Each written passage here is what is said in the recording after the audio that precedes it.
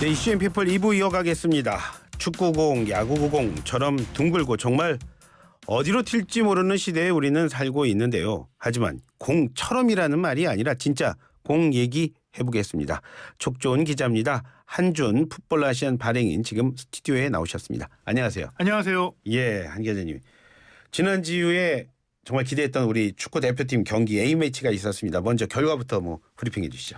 위리겐 클린스만 감독의 데뷔전이었죠. 예. 콜롬비아와 울산에서 이제 금요일 저녁에 경기했는데 전반전에 2대0으로 앞서다가 이제 후반전에 2골 내주면서 2대2 무승부. 결국에 클린스만 감독 데뷔 승리는 없었지만 예. 그래도 화끈한 공격을 보여줬다라는 평가도 나왔습니다.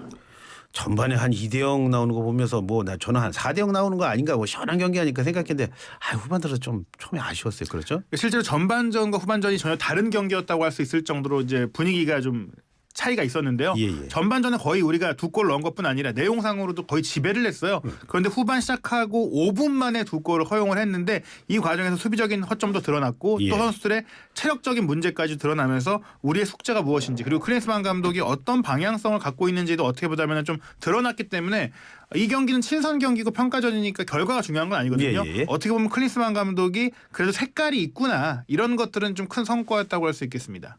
한 기자님이 보셨을 때 이번 경기에서 정말 가장 인상 깊었던 것을 꼽으라면 어떤 거 꼽으실 수 있겠어요? 인상 깊다고 말씀드리면 일단 전술적으로 이제 4-4-2를 쓴 부분, 손흥민 예. 선수를 약간 스트라이커에 가깝게 쓴 부분들 이런 변화도 있고 예. 또 좀 신속한 축구를 구사하는 점들, 저희가 후술에 드리겠지만은 예. 그런 부분들이 있지만 후반전에 우리가 골을 넣지 못하긴 했잖아요. 예. 전반전에 하지만 그 우리의 득점이 상대의 실책을 유발한 손흥민 선수의 중거리 슈팅 그리고 예. 손흥민 선수의 정확한 프리킥 슈팅으로 손흥민 선수의 개인적인 면이 빛났다면 후반전 이제 막판이었어요. 예. 이제 43분 정도에 우리의 이제 기대주라고 할 수 있는 이강인 선수하고 오현규 선수 두 선수가 예. 2001년생 동갑내기로 이제 20대 초반의 어린 선수들이잖아요. 예. 이 선수들이 만든 전 연계 과정 그 플레이가 좀 인상 깊었어요. 예. 이강인 선수의 스루 패스가 딱 들어왔을 때 오현규 선수가 발 뒤꿈치로 돌려주면서 예. 손희 선수한테 패스를 해주고 거기서 손희 선수가 다시 오현규 선수한테 패스한 이후 슈팅까지 연결되는 이 과정이 있었는데 예. 젊고 새로운 선수들, 기술 좋은 선수들, 유럽에서 뛰는 선수들이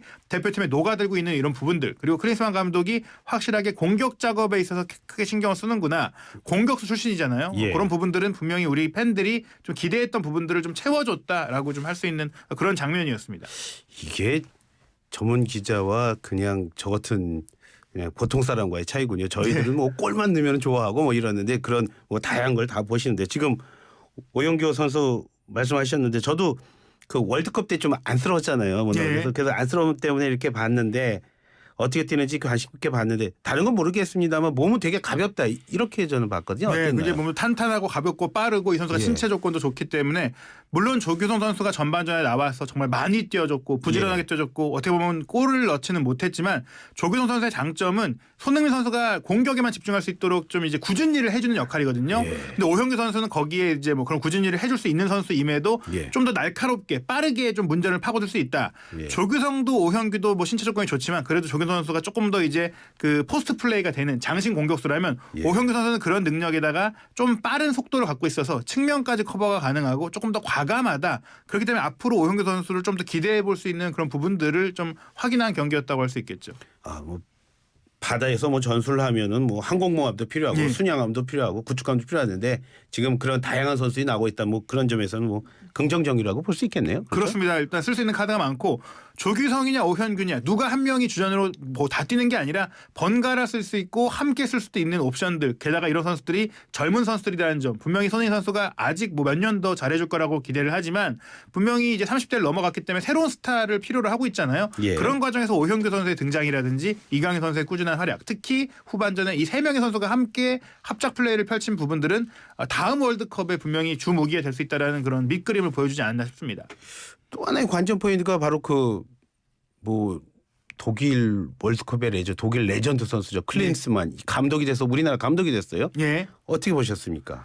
일단은 클린스만 감독이 이제 선임되기 전에 이제 후보군으로 올라왔을 때 많은 팬들이 우려한 게 클린스만 감독은 체력 훈련에만 집중하고 전술적인 디테일이 부족한 사람이다. 이런 얘기들이 있었는데 이제 본인이 미국 대표팀을 이끌 때 성공적으로 지원해줬던 헤어초크라는 수석과 함께 왔어요. 그러다가 예. 이제 코칭 스태프를 좀 잘 꾸렸고 여기에 플러스 이 경기를 통해서 우리 팬들이 기대한 게 우리가 벤투 감독과 함께 4년을 보낼 때 좀 걱정했던 게 우리 선수들은 빠르고 열심히 뛰는 선수들인데 예. 빌드업 축구라고 하는 세밀한 이제 패스 플레이를 하는 것이 물론 보기도 좋고 뭐 재미도 있겠지만 잘 맞겠느냐라는 걱정들이 있었는데 클린스만 감독은 이제 우리 축구에 좀 더 맞는 신속한 축구 본인이 공격수 출신이잖아요. 예. 공격수가 빨리 공을 받고 슈팅할 수 있는 그런 축구 본인이 선수 시절에도 뭐 사실 기다려서 연계하고 하는 것보다는 슈팅 때리는 게 좀 좋을 텐데 그런 축구다. 후방에서 공을 많이 돌리지 않고 빨리 공격수에게 전달하고 빨리 상대 지역에서 공을 뺏어서 슈팅을 많이 시도하는 축구 이런 것들을 가져갔다는 점에 있어서 한 경기만에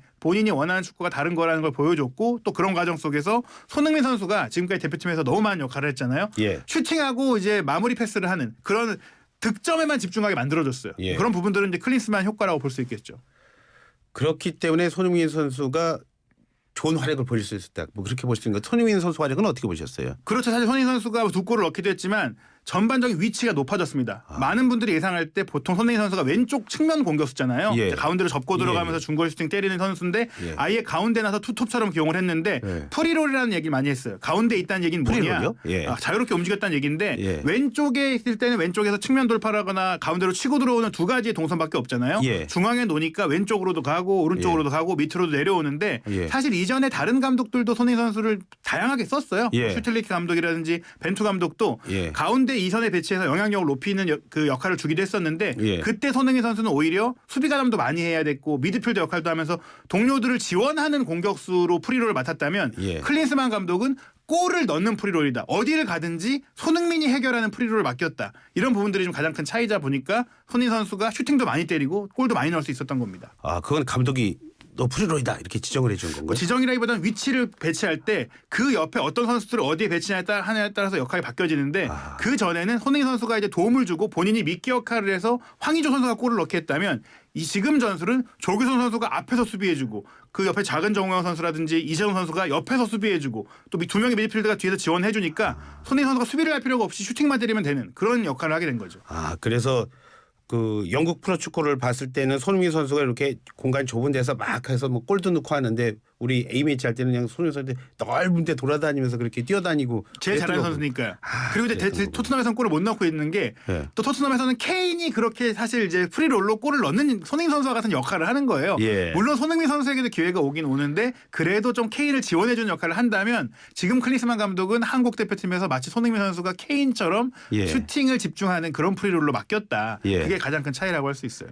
시작하면서 뭐 세상 얘기 안 하고 축구 얘기하면 좀 덜 복잡한 줄 알았는데 축구도 복잡하네요. 예. 그런데 후반전 시작하자마자요.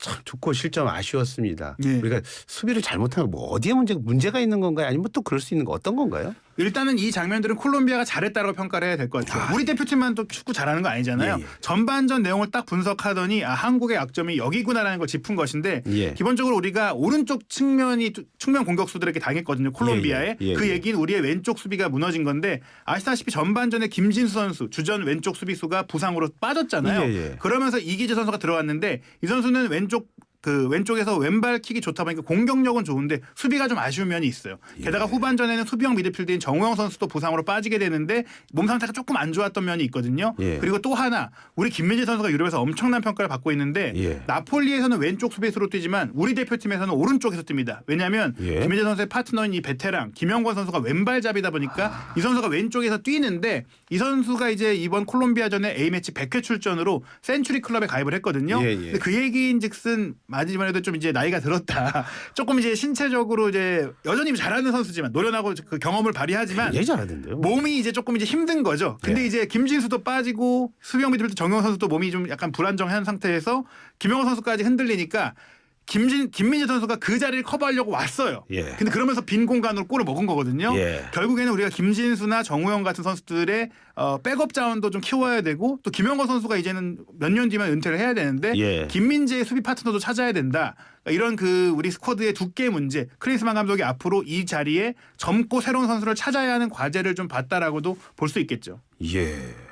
참 김진수 선수 말씀하셨는데 부상당했잖아요. 예. 많이 다쳐서 어때요 지금요? 사실은 좀 오늘 진단 결과가 나왔는데 예. 뭐 그 전문 용어로는 요추 2번 좌측 횡돌기라고 하는데 간단하게 말씀드리면 허리 골절이다. 그러니까 이게 심한 부상이라서 한 2달 가까이 뛸 수 없다고 합니다. 이게 대표팀 입장에서는 6월 달에 친선 경기가 또 있어서 그때는 이제 2달 지난 후니까 뛸 수 있지만 김진수 선수의 소속팀인 전북현대는 지금 가뜩이나 초반에 분위기도 안 좋은데 예. 2달이나 이제 핵심 선수 대표팀 선수니까 빠지게 됐다는 점이 좀 큰 타격이죠. 많이 다쳤네요. 예. 걱정이네요.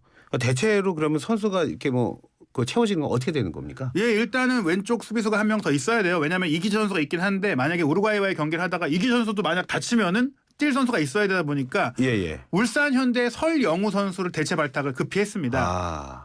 설영우 선수요. 예. 그러니까 지금 조금 전에 말씀하셨는데 그 선수를 대체 발탁한 이유가 내일인가요? 우루과이랑 또 예, 경기하기 경기에 때문에 이제 들어갈 수가 있는데 예. 설영우 선수 같은 경우에는 이제 오른발잡이지만 울산 현대에서 왼쪽 수비수 역할을 많이 봤었어요. 예. 양발을 잘 쓰기 때문이고 예. 사실은 이제 울산 현대에서도 주전 왼쪽 수비수가 박주호 선수가 뛸 때도 있었고 또 지금은 이적했지만 홍철 선수가 뛸 때도 있었거든요. 이전에. 예. 그때 이 두 선수가 이제 컨디션 문제를 겪을 때 신인이었던 설영우 선수가 뛰면서 그 자신의 자리가 아님에도 잘했거든요. 예. 그러면서 주가를 높여서 2021년에 도쿄 올림픽도 참가를 했고 K리그 영플레이어상을 받았던 선수다 보니까 이 선수가 이제 멀티 자원이기도 해요.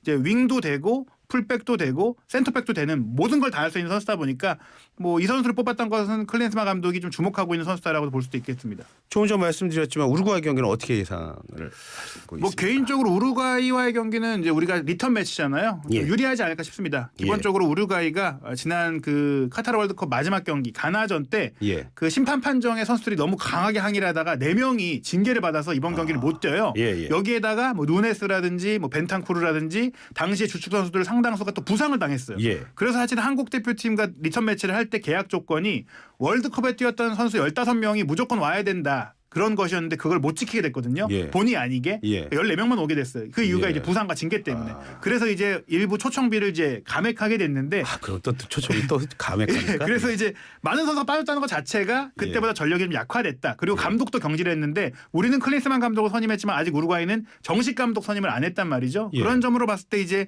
우리와 경기하기에 앞서서 일본과 경기를 할 때도 1대1로 비기고 왔습니다. 예. 여러 가지로 조금 이제 떨어졌다라는 점에서 그래도 우리가 좀 이기지 않을까 이번 경기 좀 생각해 볼 수 있겠습니다. 뭐 이번에 우루과이랑 경기할 때 뭐 이강인 선수의 무슨 라이벌도 있고 뭐 그래요? 누구 그렇죠. 이제 그 발베르데 선수가 발베르데? 레알 마드리드의 굉장히 핵심적인 이제 미드필더인데 이 선수가 지난 한국과 우루과이의 월드컵 경기 때 이강인 선수가 돌파하는데 태클로 막아낸 이후 막 환호하는 세레머니를 했었는데 그 선수군요. 그리고 나서 또 라리가 스페인 리그에서도 이강인 선수의 마요르카와 또 발베르데의 레알 마드리드가 경기를 할 때 이강인 선수한테 백태클을 해서 이 선수가 또 그 경고를 받았었어요. 예. 그런 이슈들이 좀 있었다 보니까 둘의 좀 라이벌 매치가 좀 이루어지고 있는데 물론 이 경기 중에 보면은 좀 서로 농담도 하고 친해 보이긴 하거든요. 양국의 신성인데 어찌됐거나 둘 다 잘 나가는 스페인 리그 선수로서 이번 경기에 좀 서울에서 또 한번 맞대결을 펼치게 됐는데 주목해 보시면 좋을 것 같습니다. 결론은 둘 다 잘하는 선수군요. 그렇죠. 참, 그런데 그 조금 전에 그 손흥민 선수 얘기해 줬는데 뭐 토트넘 감독인 콘테 감독 뭐 경질 얘기가 있어? 그건 무슨 말이죠? 오늘 아침에 경질됐습니다. 경질됐어요? 그러니까 경질이라고 발표하진 않았고 예. 상호 합의하에 계약을 해지했다. 예. 서로 합의해서 떠나게 됐다. 뭐 서로 좋은 그림을 좀 그린 건데요. 예. 지난 그 A매치 시작 전에 있었던 사우샘프턴과 리그 최하위 팀과 3대3으로 비긴 이후 예. 콘테 감독이 기자회견에서 선수들을 공개 비판을 했거든요. 예. 그로 인해 선수들의 신뢰를 잃게 됐고 팀 분위기가 좀 안 좋아지다 보니까 결국에는 콘테 감독을 경질하는 해임하는 결정이 나왔습니다. 우리에게 딱 중요한 건 그거죠.